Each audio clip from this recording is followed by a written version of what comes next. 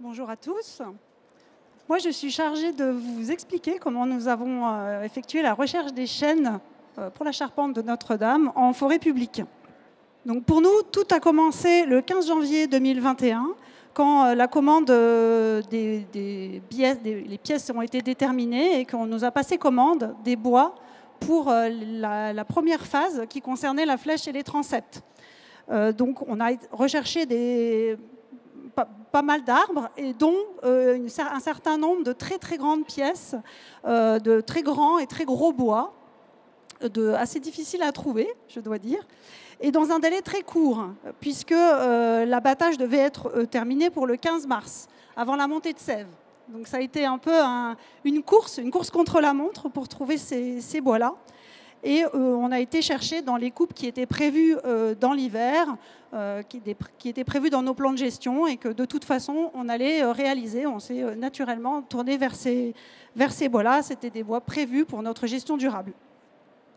En 2022, ça a été le tour de la nef et du chœur, où là c'était la partie médiévale. On nous a demandé des bois beaucoup plus fins et plus longs, très très droits, et notamment 280 chevrons qui étaient aussi assez difficiles à identifier, puisque des bois d'une très très grande rectitude et en grand nombre. Donc on a parcouru un grand nombre de forêts pour les identifier, et toujours dans le cadre de nos coupes de gestion durable. Et donc au final, sur ces 2 années très intenses, il y a 400 forestiers qui se sont mobilisés pour identifier ces bois-là, dans 52 forêts domaniales et 67 forêts communales, essentiellement dans le nord de la France. Il y a eu des bois aussi qui ont été trouvés par la filière en forêt privée. Et alors pourquoi on en a trouvé beaucoup en forêt domaniale ? C'est parce qu'on a un savoir-faire de gestion en futaies régulières qui est très ancien.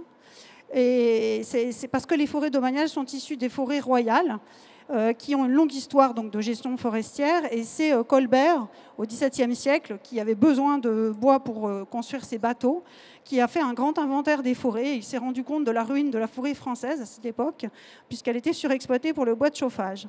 Et donc il a pris une ordonnance en 1669 sur le fait des eaux et forêts, qui était le premier acte de conservation des forêts, premier acte de gestion de la ressource en fait. Et c'est là qu'on a commencé à cultiver la forêt pour en produire du bois d'œuvre.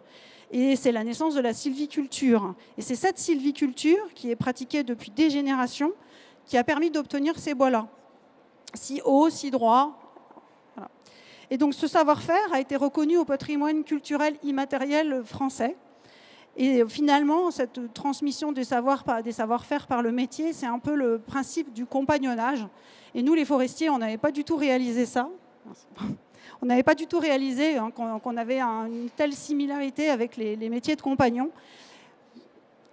Et c'est au contact des charpentiers, des architectes, de toute cette communauté qui s'est formée, qu'on a réalisé ça. Et finalement, moi, je dirais qu'au-delà du défi de cette recherche des bois, c'est l'aventure humaine qu'on retiendra. Et je pense pouvoir dire au nom de tous les forestiers qui ont participé à l'opération, je pense pouvoir exprimer toute leur grande fierté d'avoir participé à cette recherche et à cette aventure.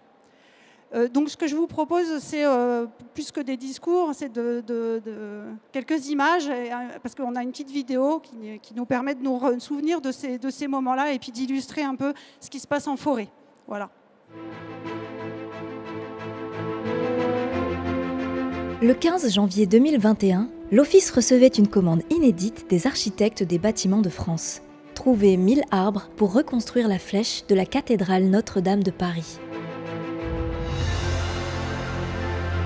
Les équipes de l'Office se mobilisent alors dans 10 régions de France avec l'objectif d'identifier ces arbres et de tous les couper en seulement 2 mois. Combien il manque comme hauteur ? 21,60 m. Dans la forêt domaniale de Bercé, dans la Sarthe, l'une des plus grandes chênaies de France, les forestiers de l'Office sont à la recherche de 8 arbres aux dimensions exceptionnelles qui permettront de réaliser le tabouret de la flèche. Nous devons rechercher 8 pièces exceptionnelles qui doivent mesurer plus d'1 mètre de diamètre, 1,10 m de diamètre et 20 mètres de hauteur. Il rentre dans le critère aussi celui-là. Ça aura peut-être une purge parce que là on voit qu'il y a quand même des défauts. depuis très longtemps. On fait pousser les arbres tous ensemble. Au début, ils sont tout petits et ils sont en très grand nombre. Et ils vont pousser, ils vont aller chercher la lumière en hauteur. Le forestier va passer dans cette forêt, sélectionner les plus beaux sujets pour qu'au final, il ne reste que ces arbres majestueux. 115 d'un côté et 100 de l'autre. 115, c'est beaucoup.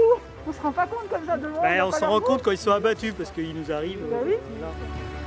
C'est un repérage de terrain sur des parcelles de très gros bois. Les quelques pièces rares, les très beaux chênes de très gros bois sur Bercé, c'est des chênes qui ont aujourd'hui 250 ans environ. Aujourd'hui, le premier jour, et dans 2 ans, on livre ces bois-là sur le chantier. On rentre dans un calendrier très serré qui nous laisse 6 semaines pour identifier et mobiliser ces arbres. Pour l'ONF, et pour moi en particulier, c'est une vraie aventure parce que des chantiers architecturaux de cette gamme-là, il y en a très rarement.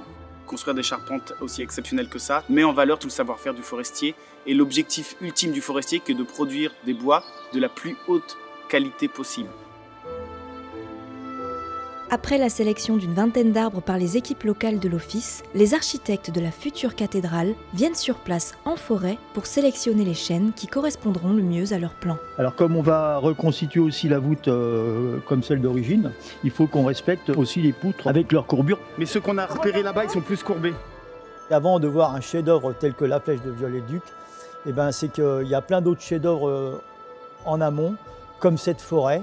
Quand on regarde un arbre comme ça, quelque part on se rapproche, vous, de vos aïeux qui ont planté ces arbres au premier jour. Et c'est très émouvant parce qu'ils nous ont laissé quelque chose.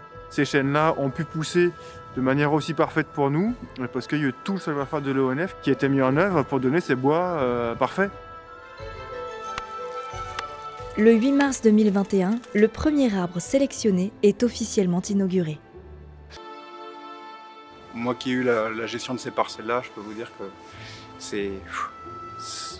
j'aurais loupé ça pour rien au monde. J'y ai apporté ma petite pierre lors de mon passage et on reviendra dans 200 ans, on sera plus de ce monde, on aura des arbres comme ça.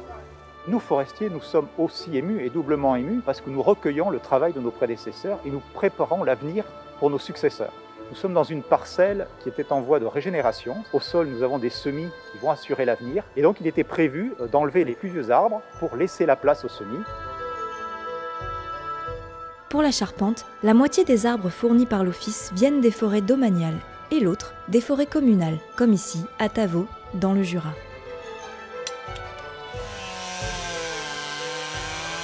C'est vrai que c'est intéressant pour moi de me dire que le chêne sera sur la flèche de Notre-Dame de Paris. Je pourrais montrer du doigt le chêne de Tavaux, tout simplement.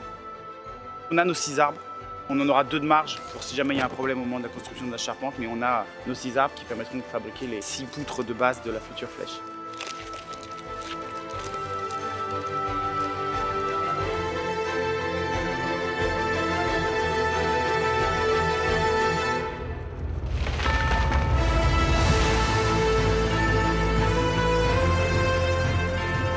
Là, on voit bien la guillotine de Marie-Antoinette.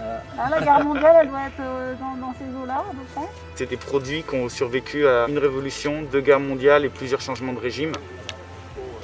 C'est 15 générations de travailleurs forestiers qui travaillaient avec beaucoup d'amour, beaucoup de passion et qui aujourd'hui voient leur travail ô combien récompensé.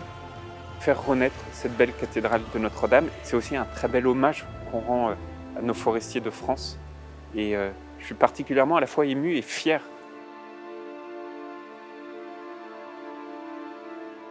En juin, les arbres sélectionnés s'en vont alors vers leur nouvelle histoire.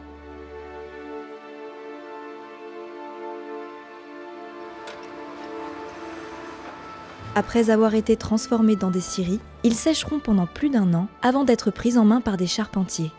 Ils permettront à la cathédrale Notre-Dame de Paris et sa flèche de resplendir à nouveau.